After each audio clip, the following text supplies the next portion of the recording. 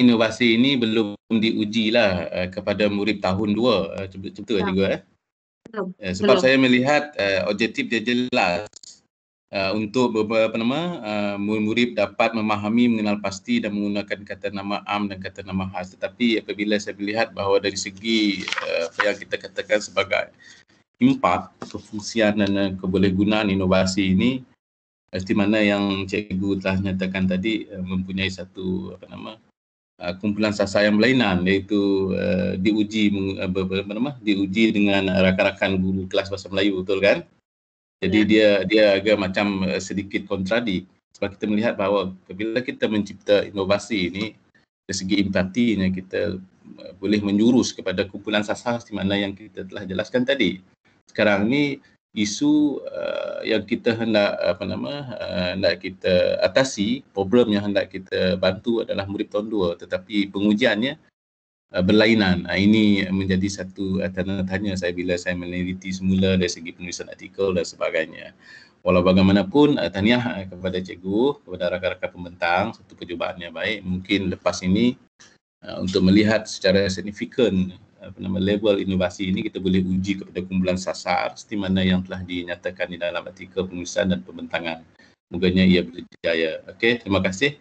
Mungkin Encik Nordin, dipersilakan Encik Nordin. Ya, terima kasih Dr. Narahan. Saya juga sependapat seperti mana yang dinyatakan oleh Dr. Narahan tadi. Dari segi practicality-nya penggunaan inovasi ini, iaitu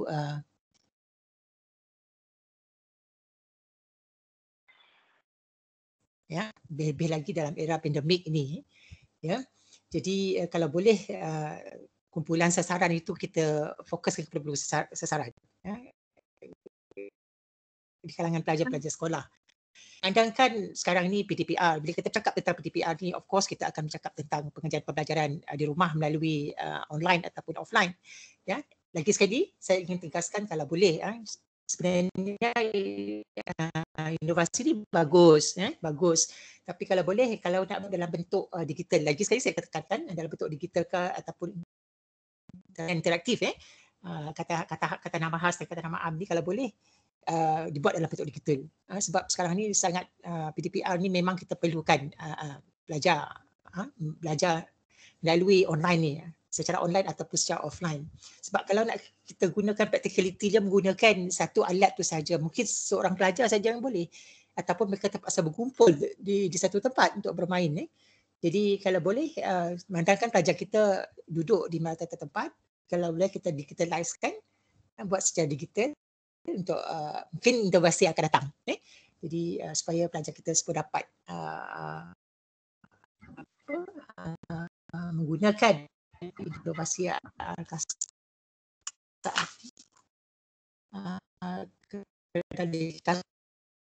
itu saja komen daripada saya. Terima kasih.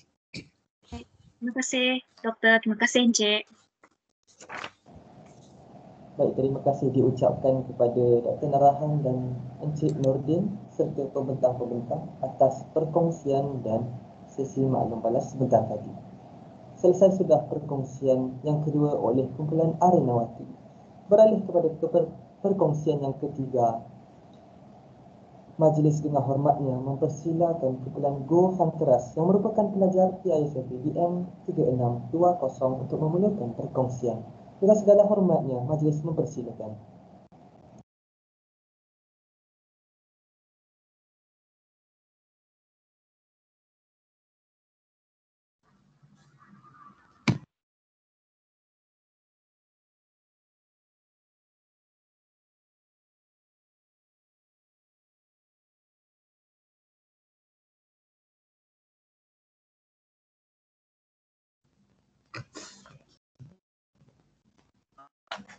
Okey, dapat dengar suara saya? Ya, dapat. Silakan. Okey. Terima kasih moderator kita dan selamat pagi dan salam sejahtera saya ucapkan kepada Ketua Hakim iaitu Dean Barisan Panel Hakim Dr. Narahan dan juga rakan-rakan yang membentang pada hari ini dan juga para pensyarah yang berada dalam bilik satu. Jadi izinkan saya dahulu barisan ahli kumpulan Go Pantras yang terdiri daripada saya, Devni Sambat selaku ketua, Saudari Frada Dia, Saudari Noh Afrina Miza, Saudari Juliana Bulan dan juga Saudara Muhammad Airul bin Arwan. Baiklah, saya akan membentangkan video kami.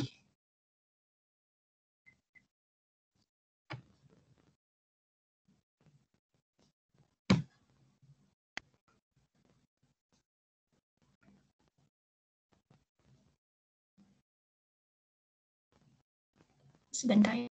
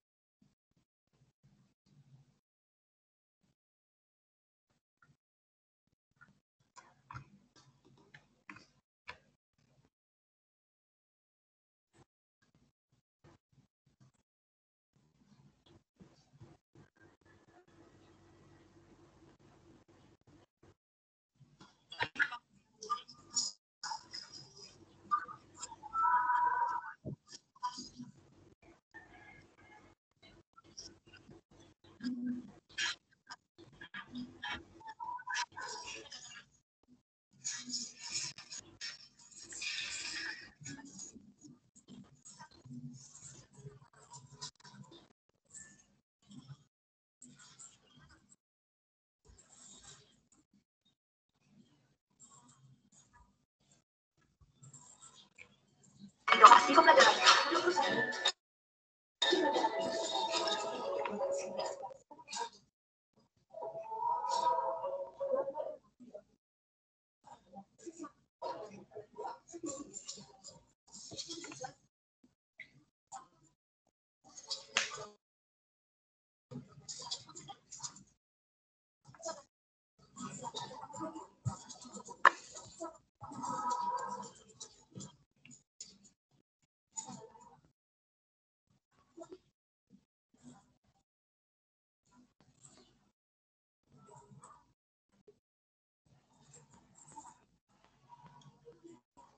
Merupakan satu inovasi.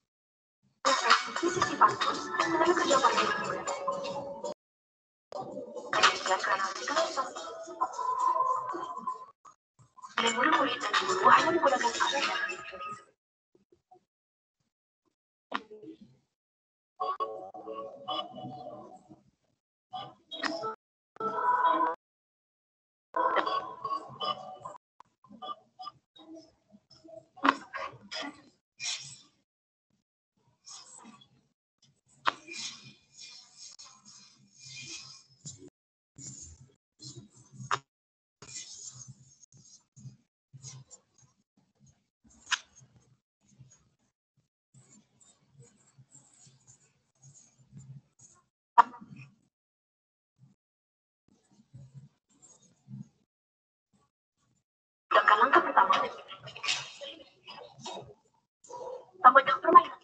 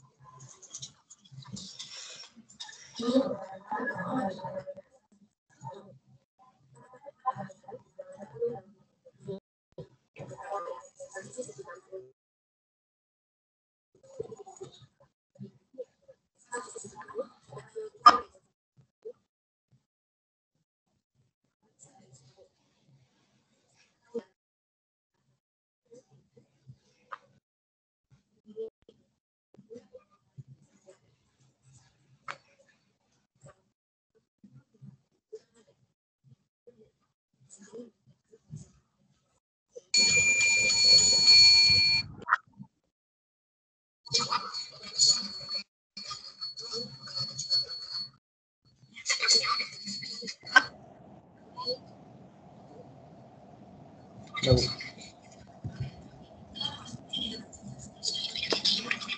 Loceng telah dibunyikan untuk kali yang ketiga, menunjukkan masa anda untuk membentang video telah tamat.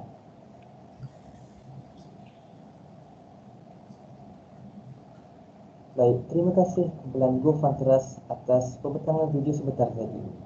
Kita akan mulakan sesi maklum balas bagi pembentang kita yang ketiga. Oleh itu dijemput ahli panel kita, Encik Nordin bin Saruji, untuk memberikan maklum balas tentang video sebentar tadi. Dipersilakan. Baiklah, terima kasih moderator. Syabas dan tahniah pada kumpulan yang membentang ya. Satu inovasi yang agak menarik bagi saya ya. Cuma saya nak tanya di sini penggunaan rekayasa CKCC ini, walaupun kumpulan sasarannya ialah murid-murid tahun 3 seperti mana yang terdapat dalam sinopsis yang saya baca ni, kalau boleh juga kita nak lihat maklum balas daripada guru juga Selain daripada kita dapat maklum balas daripada pelajar, murid-murid yang menggunakannya, boleh juga kita lihat apa maklum balas daripada guru-guru yang menggunakan. Sebab guru-guru yang menggunakan inovasi ini dalam kelas. Kalau saya lihat objektifnya di sini agak banyak juga objektifnya, ada 5 objektif di sini. Satu lagi saya nak tanya, ada tak diletakkan contoh-contoh pantun yang terdapat dalam Educandy tu tadi, yang setiap yang anda klik-klik tu tadi kan, ada tak contoh-contoh pantun dalam tu? Sebab saya tak nampak pun contoh-contoh pantun kat situ. Ada sir. Ada. Ya, ada 2 permainan interaktif. Okey. Apabila anda menggunakan permainan interaktif rekayasa CKCC ini, adakah ia mencapai semua objektif yang telah anda senaraikan? Sebab saya lihat ada banyak objektif anda ni, 5 kumpulan anda ni ada 5 objektif ni. Ya, setakat ni mencapai sir. Sebab ada objektif yang murid berupaya untuk menjawab 2 daripada 4 pantun yang disediakan dalam Educandy. Kemudiannya murid mereka mengetahui langkah-langkah yang sebetulnya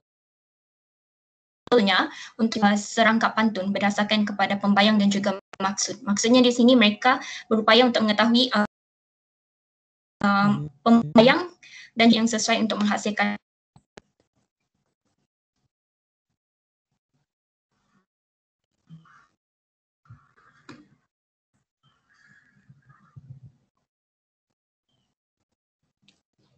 itu. Saya tak dengar apa penjelasan yang akhir tadi, saya tak dengar.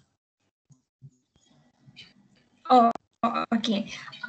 Maksud yang saya jelaskan adalah murid-murid mencapai objektif, iaitu mereka berupaya untuk mencari dan juga mengenal pasti pembayang dan juga maksud yang sesuai untuk mencipta sebuah pantun.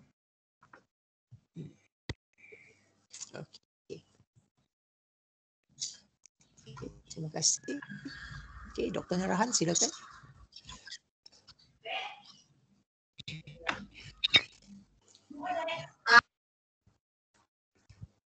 Okay, itu saja dari saya.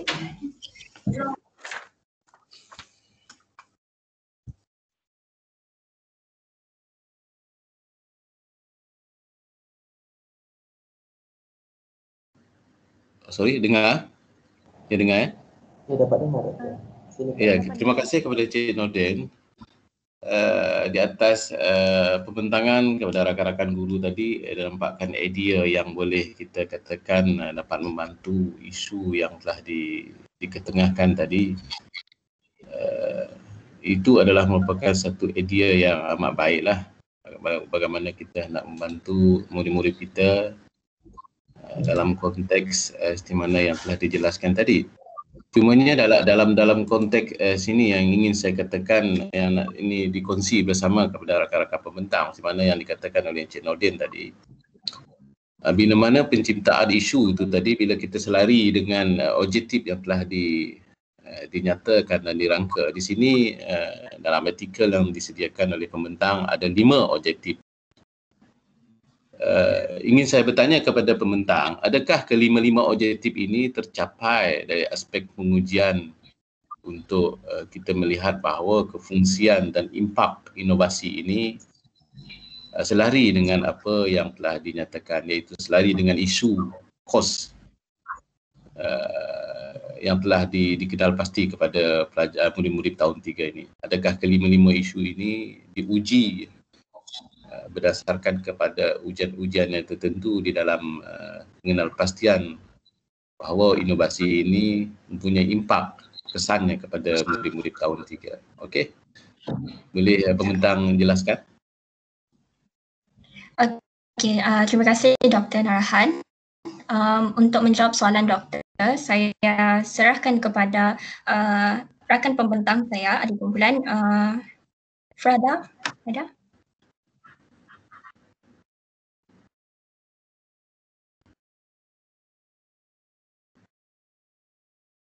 Oleh disebabkan saudari Frada sedang mengalami masalah teknikal, jadi saya akan menjawab soalan yang telah diberikan oleh doktor.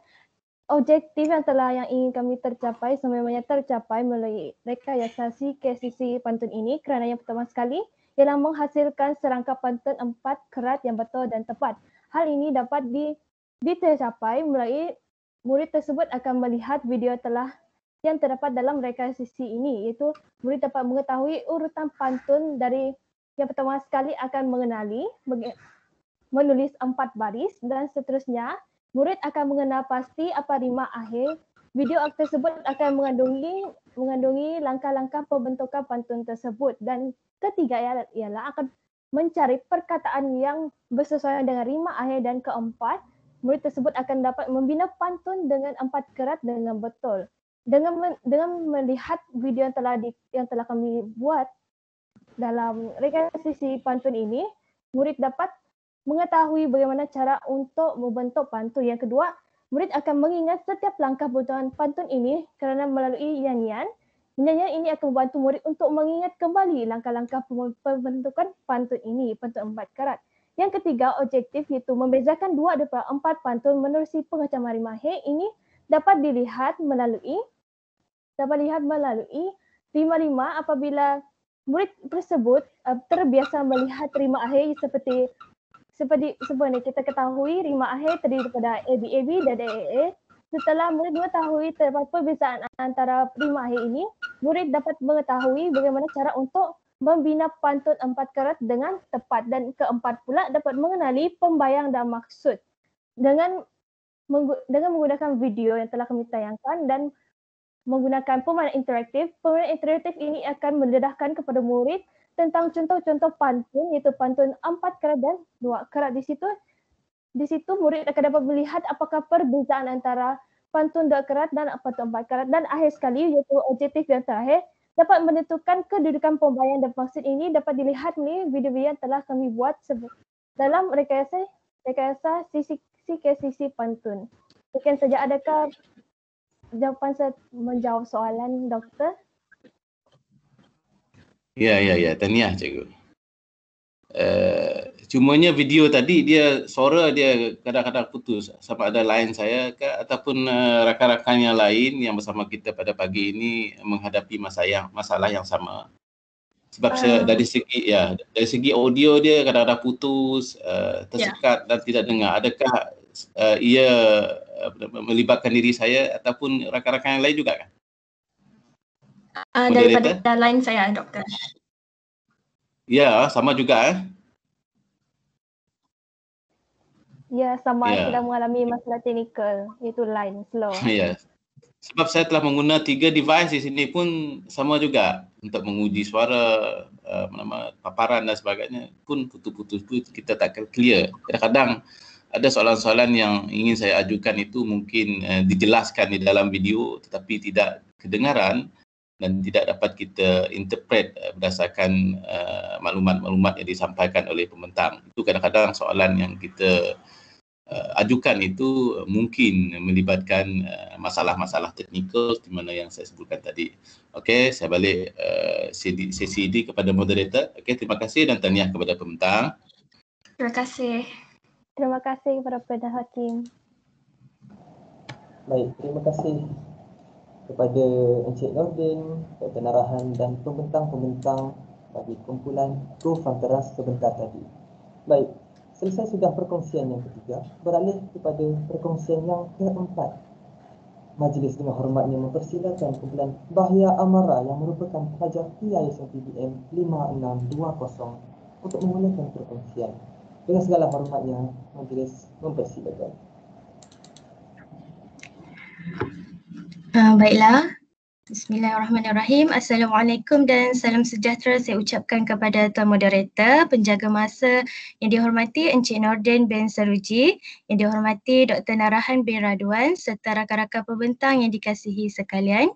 Baiklah, sebelum kami meneruskan dengan sesi tayangan video inovasi digital kami, izinkan saya terlebih dahulu untuk memperkenalkan ahli-ahli kumpulan saya.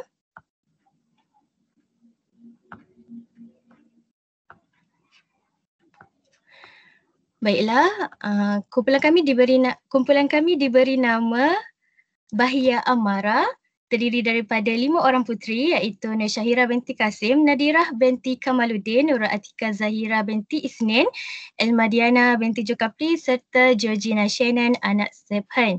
Moto kami, luaskan pengetahuan selami inovasi transformasikan dunia. Berikut merupakan hasil inovasi digital kami iaitu biasakan yang betul, betulkan yang biasa. Kami telah meletakkan 2 pautan untuk memudahkan para pengguna mengakses inovasi digital kami.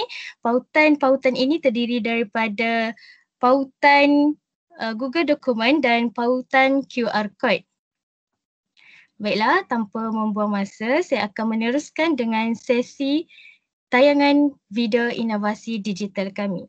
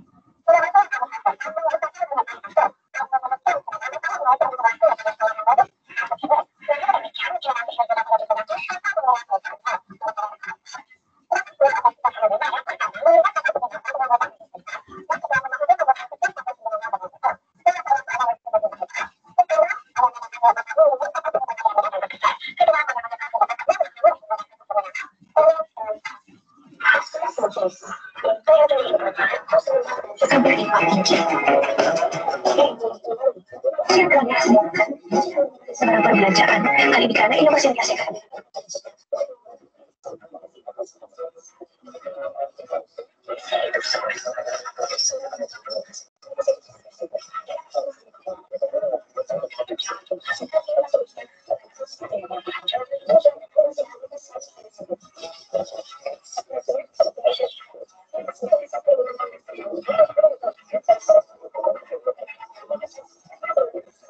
Inovasi tersebut dapat menyelesaikan masalah.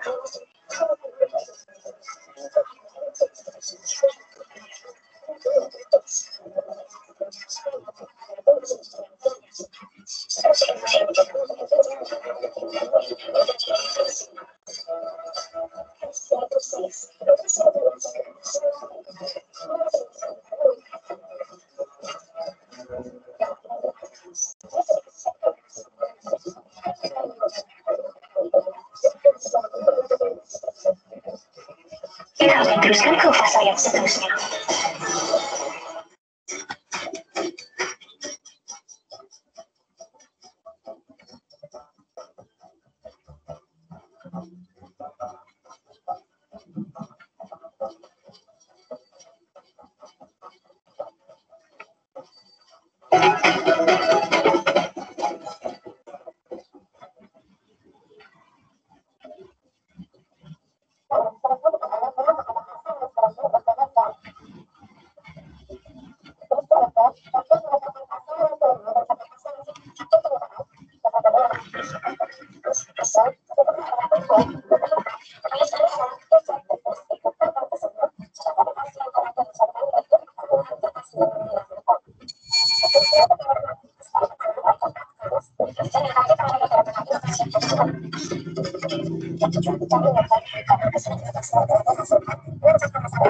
Oleh hal yang demikian, kami telah menggunakan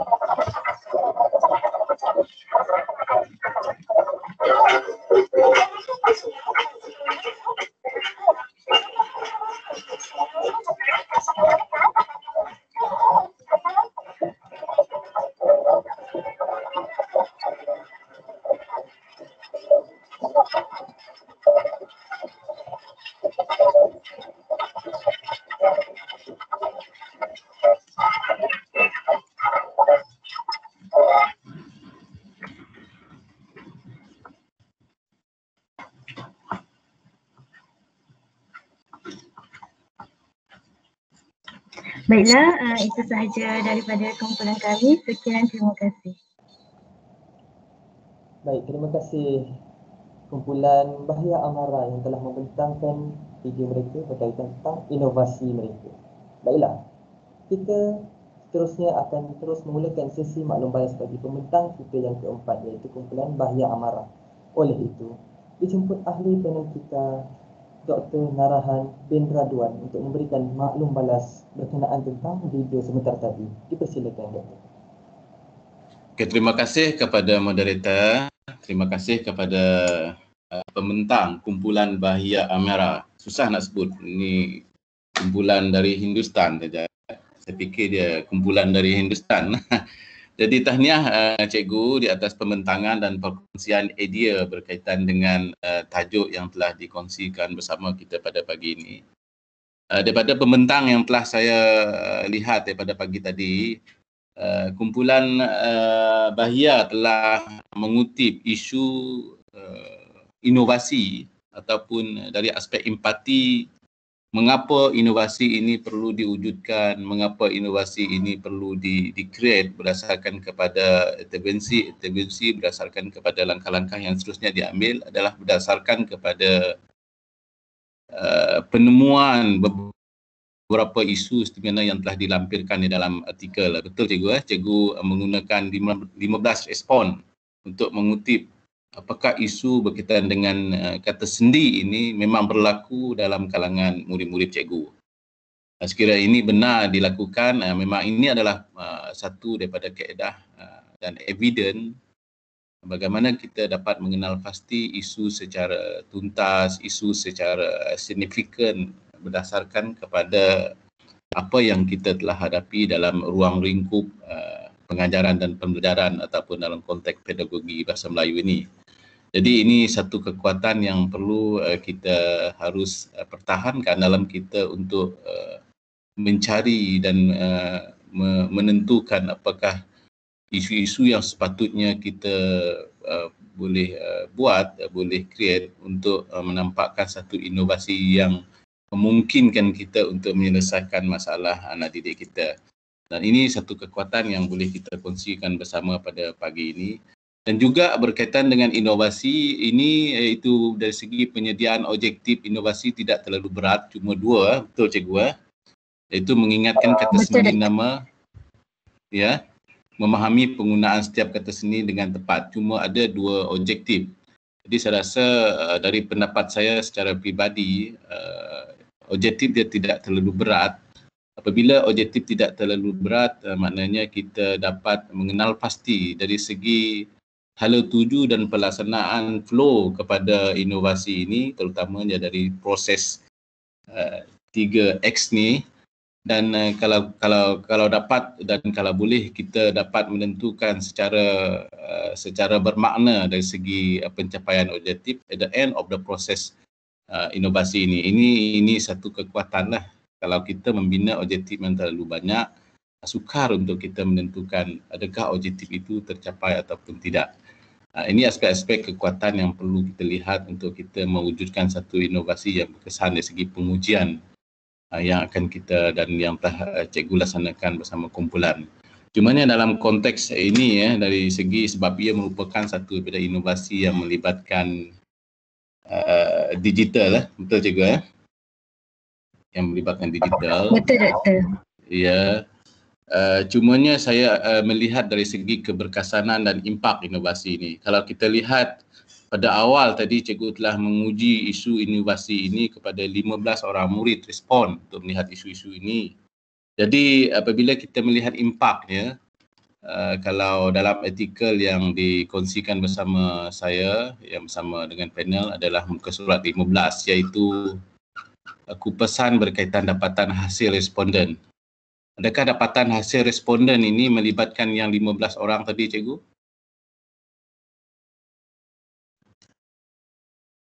Tidak cikgu. Tidak. Tidak doktor. Maaf. Tidak doktor. Kami telah memberi beberapa memberi inovasi digital kami ni kepada beberapa responden yang lain lah untuk kami menguji keberkesanan tahap penggunaan inovasi digital kami ini sama ada mencapai objektif atau tidak. Maksud cikgu responden yang lain ini, adakah responden ini responden yang benar-benar memerlukan ataupun yang mempunyai inovasi yang mempunyai isu yang sama seperti mana yang telah dikenal pasti itu? Ya doktor, mempunyai responden yang mempunyai isu yang sama. Bagaimana pembentang mengenal pasti dia? Melalui beberapa temu bual yang telah kami lakukan doktor. Kenapa tidak menggunakan responden yang 15 orang tadi, cikgu? Ada juga doktor yang beberapa responden, sebahagian daripada responden kami yang sama turut kami gunakan. Tapi untuk kami melihat perbezaan antara responden yang sebelum kami melaksanakan inovasi digital ni dan selepas kami melengkapkan inovasi digital kami ni, doktor. Okey, saya nak penjelasan sebab ini merupakan data-data penting untuk menyokong evidence ataupun kefungsian kepada inovasi yang kita telah cipta. Satu perkara lagi untuk menguji di mana yang telah yang dikatakan oleh pembentang tadi, ini berkaitan juga dengan apa soalan yang telah saya kenakan tadi, iaitu soalan pengujian yang berkaitan dengan survey. Kalau dalam artikel tu dalam muka surat 19, di mana produk inovasi digital media pembelajaran interaktif yang diguna ini, saya rasa ini soalan berbentuk persepsi. Adakah soalan-soalan yang begini dapat menentukan bahawa isu kita tadi adalah sendi nama yang dapat diatasi apabila mereka menggunakan inovasi yang telah diperkenalkan itu nanti, yang telah dikenalkan oleh pihak pembentang, oleh cikgu. Sebab saya khawatir aim kita adalah isunya adalah sendi nama. Tetapi apabila kita melihat keberkesanannya berdasarkan kepada soalan-soalan sidik yang telah disediakan muka surat 19 ini, ia lebih kepada secara umum, tidak berfokuskan kepada seni nama. Maksudnya pada awalnya kita telah tahu bahawa pelajar-pelajar kita tadi, murid-murid kita tadi memang tidak memahami dan suka untuk menentukan seni nama. Contohnya 15 orang. Jadi kalau boleh di akhir untuk menguji impak inovasi ini, kita memperlihatkan bahawa 15 orang ini apakah dia punya perkembangan. Adakah 15 orang yang tadi mempunyai masalah yang sama, daripada pengujian awal 10 orang yang mempunyai masalah, tetapi apabila kita telah memperkenalkan inovasi ini, 100% mereka memang dah dapat menjawab soalan yang berkaitan dengan kata sendi nama berdasarkan objektif yang telah dirangka. Ini kita melihat bahawa dari segi synchronize di antara objektif penyataan masalah dan isu-isu yang telah dikenal pasti berdasarkan respon 15 orang murid-murid cikgu di awal ataupun di peringkat awal. Dari segi yang lain saya tidak ada banyak komen dan ulasan sebab ini melibatkan impak pada inovasi yang cikgu telah reka. Jadi apa pendapat cikgu tentang persoalan yang telah saya ukitkan terutamanya dalam muka surat 19 tu? Terima kasih doktor. Setelah mendengar penjelasan daripada doktor, kami dapati memang ada kekurangan dari segi maklum balas yang telah kami lakukan ni doktor.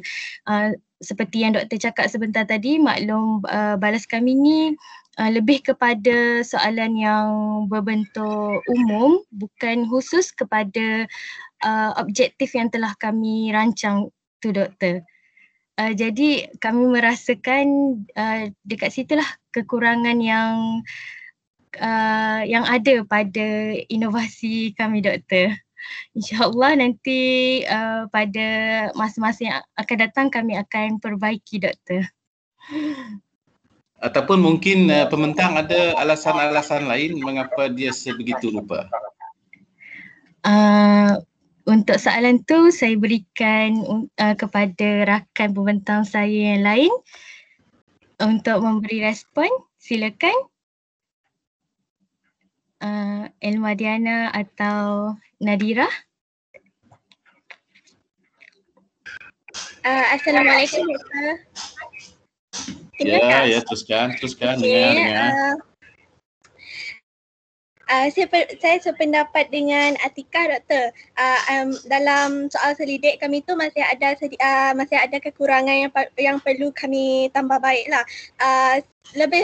Terima kasih Doktor untuk komen tersebut. Alasannya daripada saya kurang pasti juga Doktor. Nadira, silakan.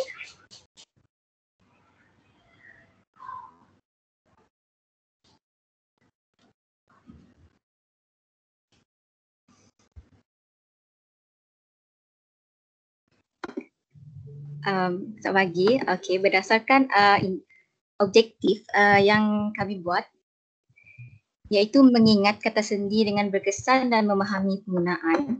Jadi penggunaan inovasi kami ni berdasarkan soalan itu, terdapat beberapa soalan, iaitu adakah inovasi yang kami cipta ni memberikan keseronokan belajar.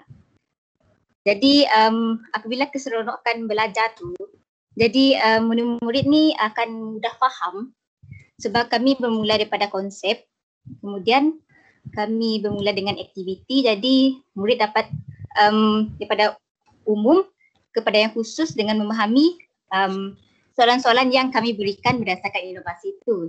Jadi ada objektif yang tercapai berdasarkan muka surat yang ke-19 tersebut, iaitu berdasarkan soalan 3 juga, meningkatkan lagi kefahaman tentang penggunaan kata sendi nama dalam ayat itu. Jadi ada beberapa yang tercapai berdasarkan objektif yang kami buat, Doktor.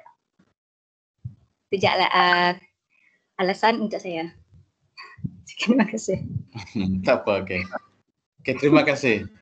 Okey, itu saja daripada saya kepada pembentang. Saya persilakan Encik Nordin. Ya, terima kasih Dr. Nurahan. Syabas dan tahniah kepada kumpulan yang membentang. Satu inovasi yang menarik juga. Cuma saya nak tanya kat sini, ya, inovasi ini telah dikongsikan bersama dengan siapa? Guru-guru ke? Atau dengan anda mengatakan telah dikongsi ke laman blog, Facebook, Instagram. Kepada siapa Siapa? Dikongsi pada siapa? Kami kongsi secara umum, Encik. Maksudnya kami hanya meletakkan pada laman-laman tersebut untuk dapat dilihat secara umum. Tapi kami tak berkongsi secara persendirian, Encik. Oh, ya ke? Macam tu. Lepas tu ada buat tinjauan tadi kan? Ada buat survey kan? Betul? Betul Encik. Melalui Google Form. Daripada survey tu tadi? Melalui Google Form, Encik. Apa hasilnya? Apa impact daripada itu tadi?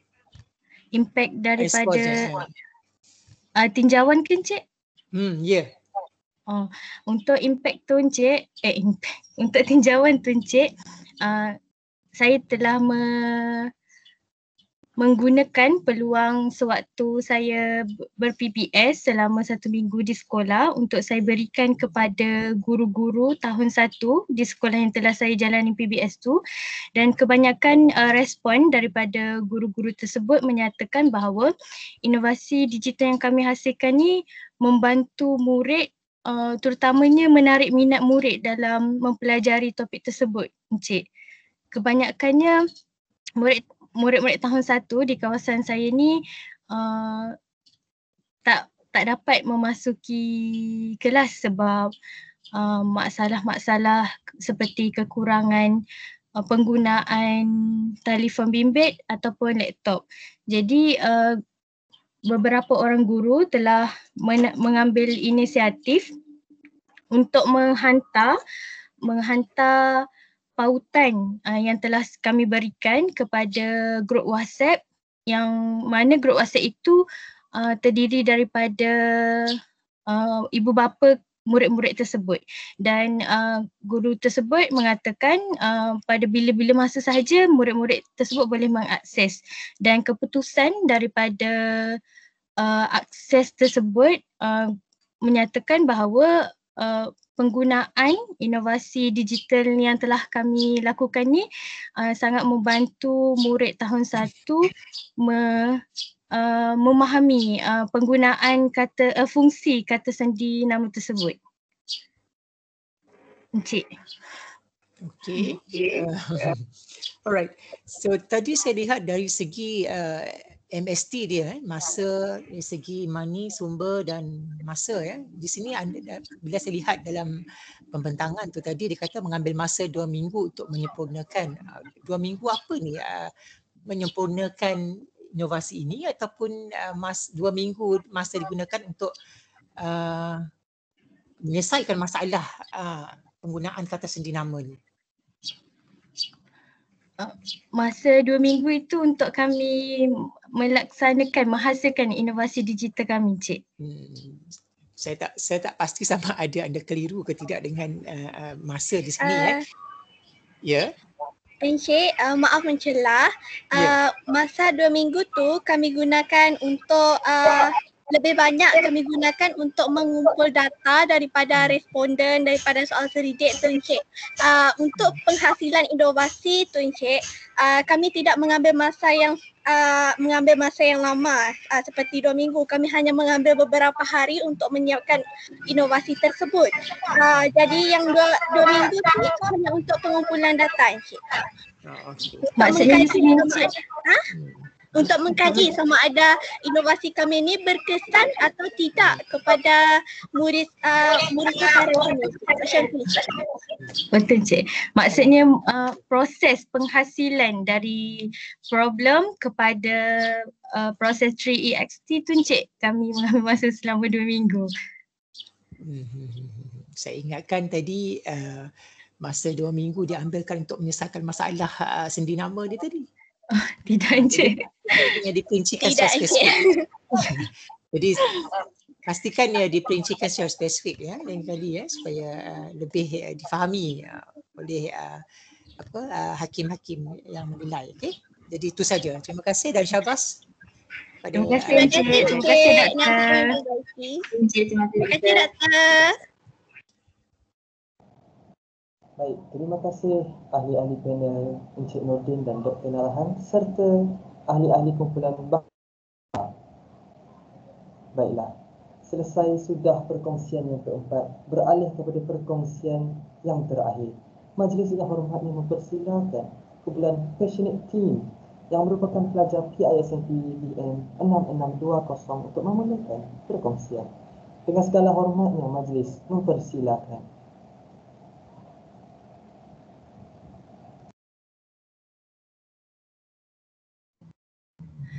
Baiklah, selamat pagi dan salam sejahtera. Saya ucapkan kepada Ketua Hakim iaitu Encik Nordin dan Dr. Narhan serta rakan-rakan yang lain. Jadi sekarang kumpulan kami yang terdiri daripada Passion Team akan membentangkan hasil video kami.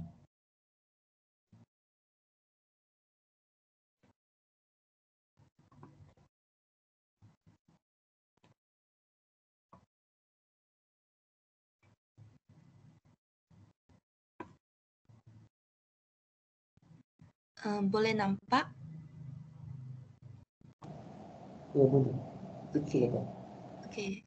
Assalamualaikum dan salam sejahtera. Kami daripada kumpulan Passionate Team iaitu yang terdiri daripada Foenza, yakni Haliza binti Hashim serta Lee Wen King akan membentangkan hasil inovasi kami untuk Konvensyen Inovasi Pembelajaran KIP 2021 Jabatan Pengajar Melayu IPJ Kedah. We fall together we stand. As long as there is will, There is going on.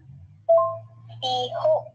Berikut merupakan wakil kumpulan kami bagi Passionate Team dan moto bagi kumpulan kami iaitu Forward We Move to Best We Strive. Inovasi yang telah kami hasilkan ialah Choosing Point dan untuk menghasilkan inovasi ini kami telah menggunakan pusar tambah 3XT untuk sebagai panduan pada penghasilan inovasi ini. Baiklah pengenalan, aktiviti penghasilan inovasi telah mentransformasikan guru sebagai seorang guru yang inovatif untuk menekankan nilai kreativiti dan inovasi dalam diri setiap individu. Jadi guru perlu mempunyai pengetahuan dan kemahiran dalam menghasilkan inovasi bagi menyelesaikan masalah di dalam bilik darjah. Melalui konvensyen KIP ini, guru-guru pelatih khususnya diberi peluang untuk berkongsi kemahiran penghasilan inovasi sebagai panduan kepada individu lain. Jadi pertama sekali problem iaitu WEWZ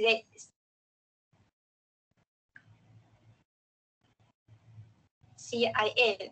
W apa masalahnya? Jadi masalah yang telah difokuskan ialah masalah yang berkaitan dengan aspek data bahasa iaitu penggunaan ayat tunggal. Jadi evidence atau bukti masalah ini wujud. Boleh ditarik ataupun boleh diambil pada pengkajian-kajian lain iaitu Rina dan Muhammad Zul 2013 telah menyatakan bahawa kesalahan yang sering dilakukan oleh pelajar dalam penulisan adalah kesalahan struktur ayat tunggal akibat ketidakfahaman peraturan dalam binaan ayat tunggal iaitu binaan subjek dan predikat.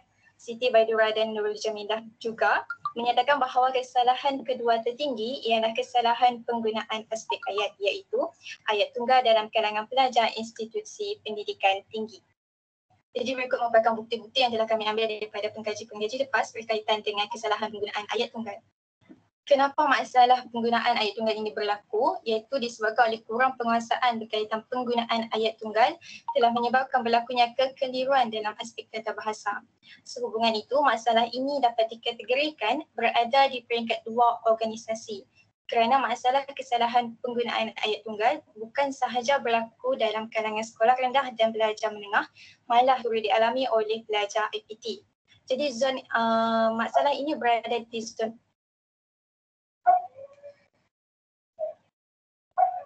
mana masalah ini berada di zon kuning iaitu sebagai masalah biasa.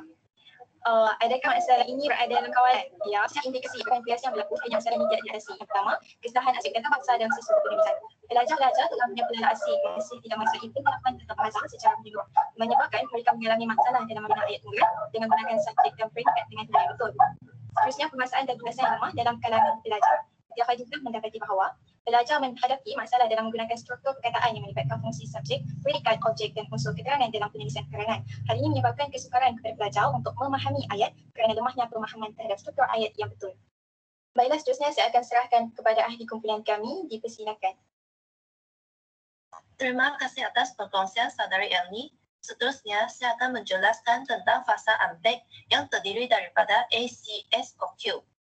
Yang pertama, associate iaitu A, kaitkan.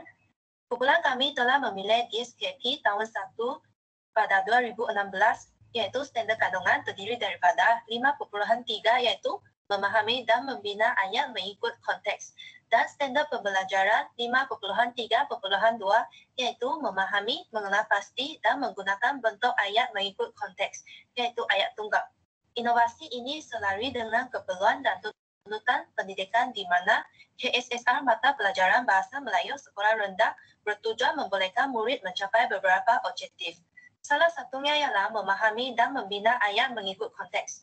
Oleh itu, inovasi yang dihasilkan ini mempunyai objektif yang perlu dikuasai oleh murid-murid dalam sistem pendidikan di negara kita.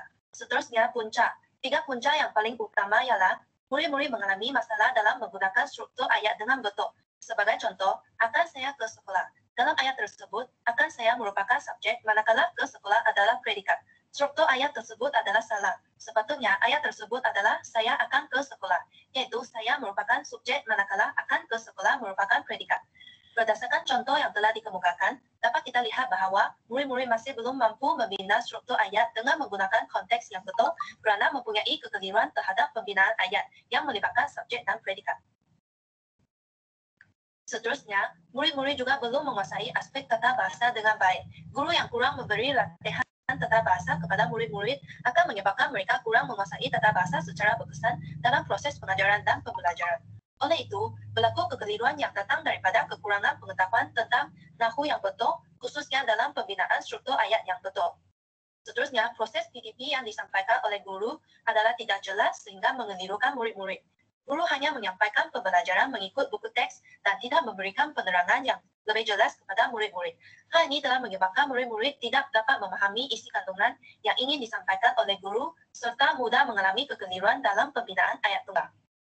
Seterusnya, bagi subjek iaitu kumpulan sasaran, Kumpulan sasaran yang disasarkan dalam penghasilan inovasi ialah peserta kajian iaitu murid-murid sekolah rendah tahun 4. Bagi objektif iaitu membina objektif inovasi.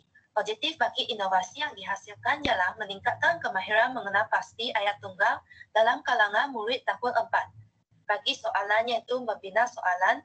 Soalan yang kami bina ialah bagaimanakah inovasi yang dihasilkan dapat meningkatkan kemahiran mengenal pasti ayat tunggal dalam kalangan murid tahun 4.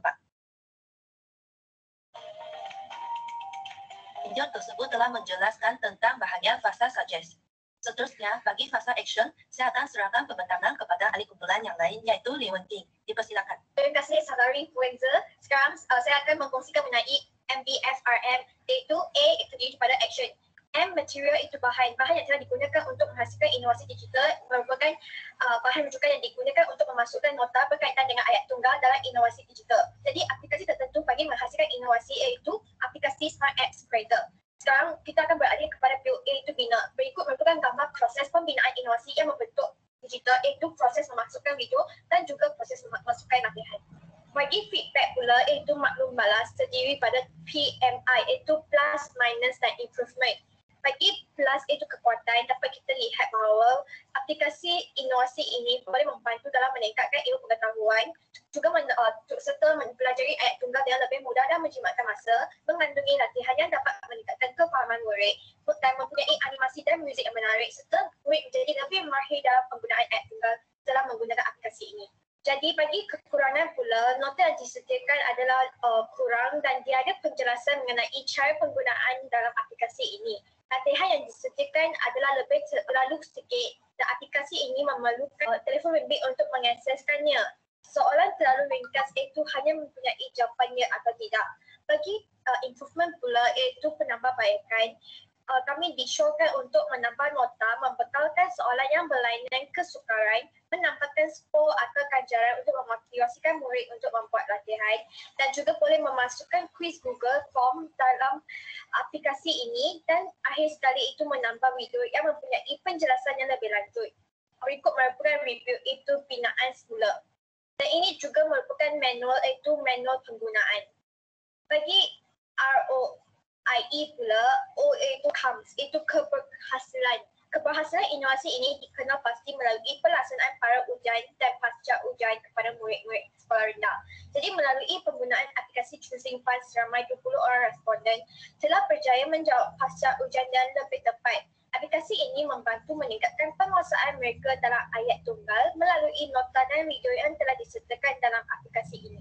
Impact pula iaitu impact adalah dengan memahami ayat tunggal dan lebih mendalam, mengenal pasti perbezaan antara ayat tunggal dengan ayat majmuk dan akhir sekali iaitu menghasilkan ayat yang lebih gramatis dalam sesebuah karangan.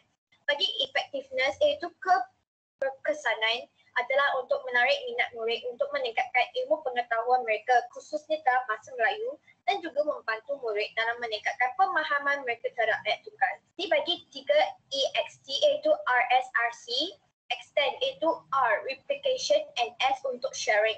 Inovasi ini telah dihasilkan dan dikongsikan bersama guru-guru pelatih melalui medium Google Meet. Bagi extra iaitu R research dan extraordinary C iaitu copyright. Inovasi ini belum lagi digunakan untuk menghasilkan inovasi digital ini.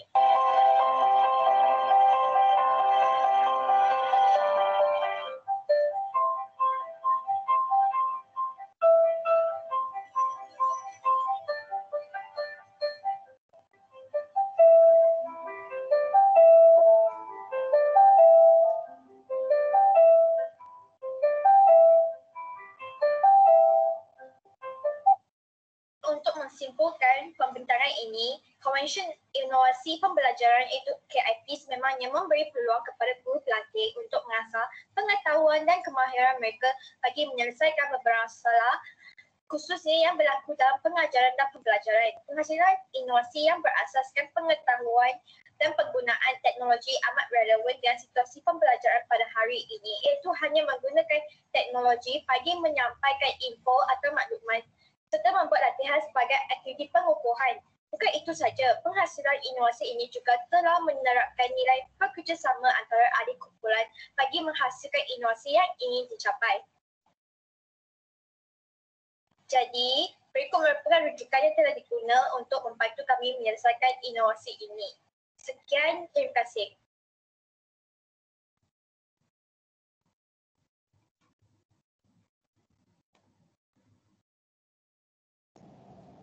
Baik, terima kasih kumpulan Passionate Team atas perkongsian tentang inovasi yang dilakukan. Baiklah, kita akan mulakan sesi maklum balas bagi pembentang kita yang kelima, iaitu kumpulan Passionate Team. Oleh itu, dijemput ahli panel kita, Encik Nordin bin Serji, untuk memberikan maklum balas tentang video berkenaan. Dipersilakan. Baiklah, terima kasih moderator.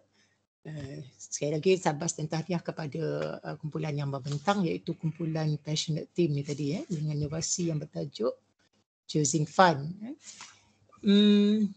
Apabila saya lihat laporan anda tadi, lihat di fasa 5 tu 3X ni, dia kata inovasi yang telah dihasilkan belum digunakan oleh pihak lain. Maknanya apa maksud sini? Belum di-share dengan sekolah ke, dengan apa? Hanya di kalangan rakan-rakan saja ke? Terima kasih Encik. Selamat petang Encik.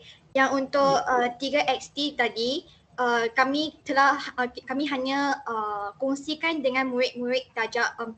Jadi yang inovasi ini masih belum lagi digunakan oleh pihak luar.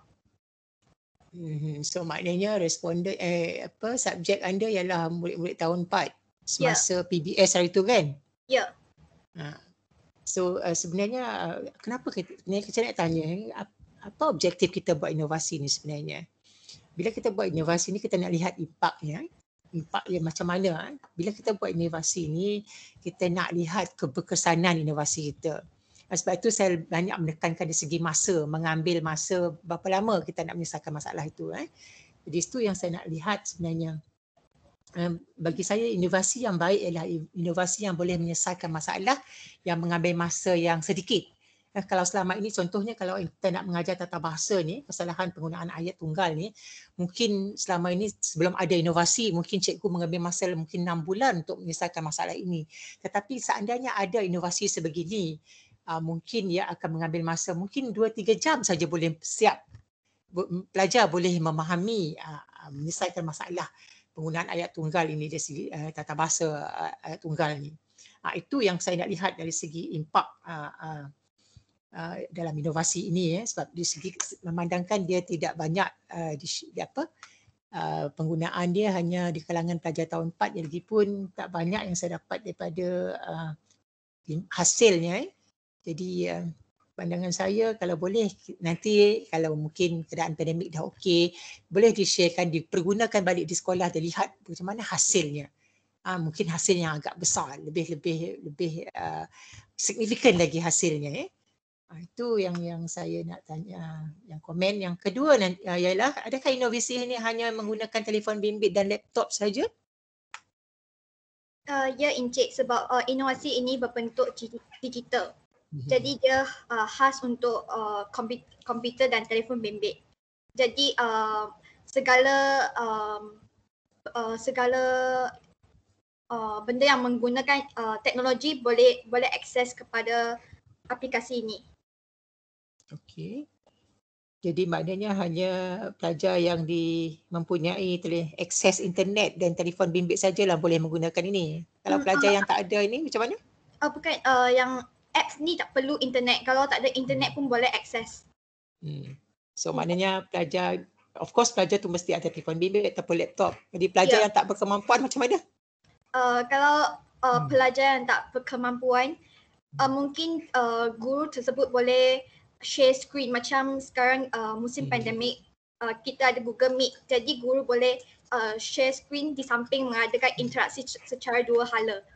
Okey, itu yang saya nak dengar. Cara anda respon tu yang saya nak dengar. Okey, terima kasih Syabas. Sama-sama. Itu saja daripada saya. Okey, seterusnya saya serahkan kepada Dr. Narhan. Silakan. Okey, terima kasih kepada Encik Nordin, nampaknya kita sependapat tentang apa yang telah disuarakan oleh Encik Nordin tadi berkaitan dengan proses dan berkaitan dengan bagaimana kita melihat bahawa inovasi itu memberi makna dan impak besar kepada pengwujudan inovasi yang kita telah cipta.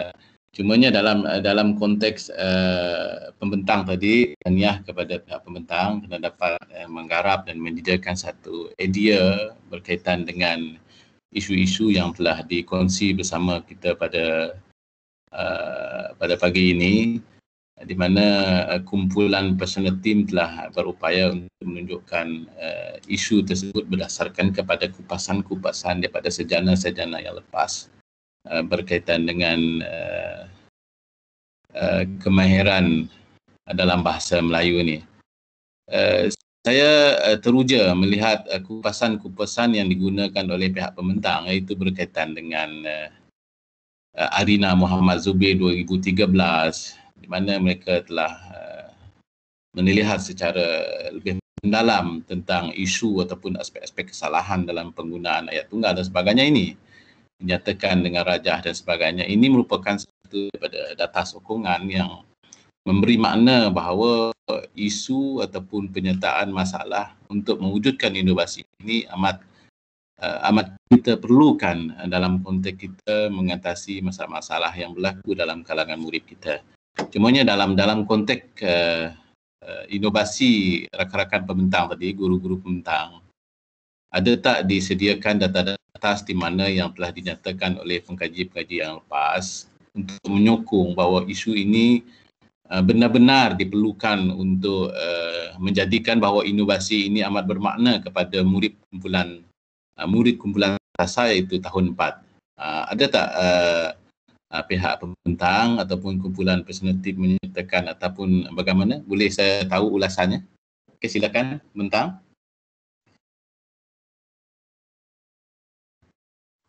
Okey, baiklah doktor. Terima kasih atas maklum balas tersebut. Sebenarnya untuk masalah berkenaan dengan ayat tunggal ini, kami telah pun mencari masalah tersebut berdasarkan kajian-kajian yang lepas dan sudah tentu berdasarkan kajian-kajian tersebut memang ada dinyatakan bukti-bukti berkaitan masalah ayat tunggal tersebut. Jadi kami telah pun ambil bukti tersebut dan kami telah masukkan dalam video dan masukkan dalam laporan inovasi kami. Bagaimana dengan kumpulan sasaran cikgu? Ada tak ia mempunyai synchronize ataupun selari dengan pengkaji yang lepas dengan isu yang ingin cikgu relate berkaitan dengan murid tahun 4 ini? Contohnya seperti mana yang baca 21 tadi kan, adakah ia benar-benar satu isu tersebut menjadi satu hambatan ataupun halangan kepada anak murid didik yang tahun 4 ni cikgu? Okey, baiklah. Untuk masalah tersebut, bagi pengkaji-pengkaji yang kami telah jumpa, kami hanya menjumpai bukti-bukti berkaitan dengan masalah dalam kalangan sekolah rendah secara umum dan sudah tentu dalam kalangan pihak pelajar IPT juga. Tapi untuk sasaran kami untuk tahun 4, kami belum menjumpainya lagi. Tapi secara umum sekolah rendah ada. Kalau dapatlah untuk memperbaiki cikgu punya isu problem ni, kalau boleh disertakan isu-isu tersebut memang berlaku kepada kumpulan SASA. Sebab kalau kita melihat dalam satu kerangka inovasi yang telah diketengahkan oleh saya tak ingat inovasi itu, tapi kita ingat dari segi kerangka design thinking, walaupun kita menggunakan kaedah pusat RTX, tapi itu ada elemen penting untuk kita menjadikan satu inovasi itu memberi makna dan impak kepada kumpulan SASA, iaitu yang berkaitan dengan empati. Empati maksudnya kita merasakan bahawa isu yang dialami oleh kumpulan SASA itu boleh menjadikan kita satu idea untuk membantu kumpulan SASA itu mengatasi masalah-masalah yang mereka hadapi, terutamanya dalam konteks punca yang telah dikenal pasti ini. So kalau boleh isu ini memang menjurus kepada kumpulan SASA supaya dapat kita kenal pasti isu itu dapat kita asasi kepada kumpulan SASA dan akhirnya nanti ia akan memberi impak dan boleh kita sebar luas kepada kumpulan sasar-sasar yang lain yang punya isu yang sama, isu-isu yang dominan ataupun isu-isu yang relevan berkaitan dengan isu yang telah dikenal pasti ini. Itu penjelasan saya, Cikgu. Dan satu perkara lagi, kalau kita melihat bahawa dalam artikel yang disediakan kepada kita ini dalam penulisan laporan penuh ini dalam muka surat 18, iaitu berkaitan dengan impak ataupun keberhasilan inovasi yang telah Cikgu lakukan bersama kumpulan pembentang. Betul Cikgu, 20 responden telah diuji betul juga? Betul? Betul. Ya, Encik. Ya, responden ni dalam kalangan murid tahun 4. Ya. Okey, data cantik, tahniah Cikgu, dapat menyediakan satu data yang saya katakan reliable dalam bentuk empirical, bukan hanya diperkenalkan ataupun disokong berdasarkan kepada descriptive analysis dinyatakan secara umum, tetapi impak inovasi ini disertakan dengan di mana pembentang-pembentang yang lain juga disertakan dengan analisis berbentuk empirical sebelum aplikasi diperkenalkan dan selepas aplikasi diperkenalkan untuk melihat impak inovasi Cikgu yang telah dilaksanakan. Cumanya saya ada sedikit ralat di sini ataupun saya kurang faham tentang persembahan data daripada data mentah jadual tu disembahkan dalam bentuk ataupun ditransform dalam bentuk data graph. Kalau kita lihat boleh pembentang rujuk mungkin ada di hadapan pembentang salinan tu, merkah keseluruhan responden sebelum aplikasi. Cumanya agak mengelirukan sedikit saya bagaimana hendak membaca merkah impak sebelum ataupun selepas ni. Sebab kalau kita melihat skalanya ada 6, skala sebelah ada bawah 6, sebelah ada 4.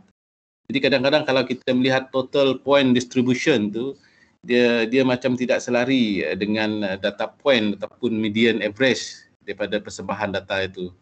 Mungkin pihak pembentang boleh jelaskan bagaimana data-data itu dikaitkan dengan impak kepada inovasi ini? Boleh silakan.